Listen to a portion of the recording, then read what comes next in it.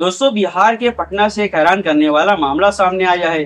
बिहार राज्य की महिला आयोग ने शिकायत करते हुए 35 साल की एक महिला ने अपने ही सगे पिता के उम्र 68 वर्ष के पिता पर सेक्सुअल एब्यूज का आरोप लगाया है।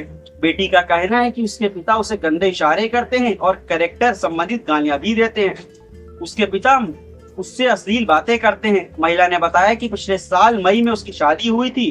3 महीने बाद ही वह विधवा हो गई। तब से वह अपने मायके में ही रह रही है। महिला का कहना है कि अपने नानी नाना के घर और अपनी माँ के और पिता के साथ वो रहती है। मेरे पिता घर जमाई है और ये घर मेरी माँ के नाम पर है।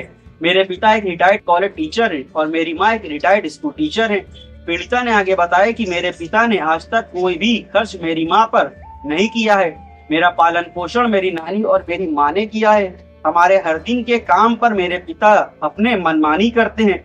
वह हमारे हर काम में रोक टोक करते हैं। यह सभी बातें मुझे पसंद नहीं। महिला ने आरोप लगाया कि पिता ने कई बार उस पर जानलेवा हमला भी कराया और जान से मारने की धमकी भी दी।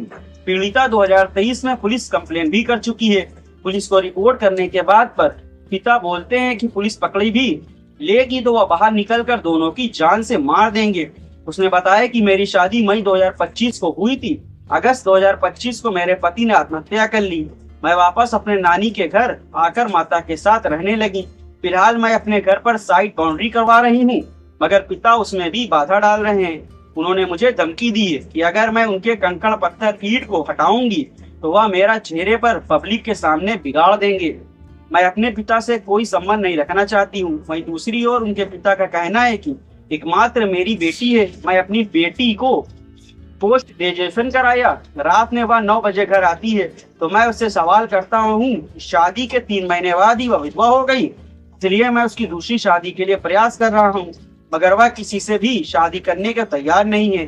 मेरी सारी संपत्ति और बैंक अकाउंट पर मेरी पत्नी और मेरी बेटी का ही हक है।